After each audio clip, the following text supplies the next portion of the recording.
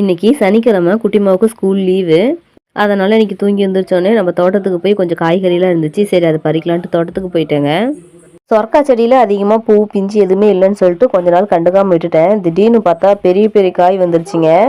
ஒரு 6-7 காய் மாதிரி வந்துருச்சு. அதில் நிறைய பிஞ்சு இருந்துச்சு. இப்போ பார்த்தீங்கன்னா ஒரு 3-4 காய் மட்டும் பறிச்சிட்டேன். அதுலேயும் 1-2 பார்த்தீங்கன்னா விதைக்காக விட்டுட்டேன்.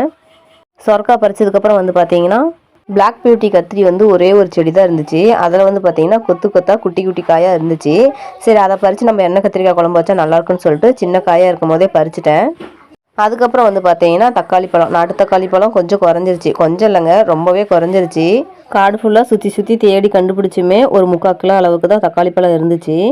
ஒரு 4-5 பச்சை மிளகாய் இருந்துச்சு, அதையும் பறிச்சிட்டேன். இதெல்லாம் பார்த்தீங்கன்னா பிஞ்சு இன்னும் ஒரு 2 நாள் ஆணுச்சுன்னா கொஞ்சம் பெருசாகிடும். நாட்டு தக்காளி பார்த்த உடனே இன்னைக்கு தக்காளி சாப்பாடு செய்யணும்னு ஆசையாக இருந்துச்சு. சரின்ட்டு இன்னைக்கு தக்காளி சாப்பாடு செஞ்சுட்டேங்க.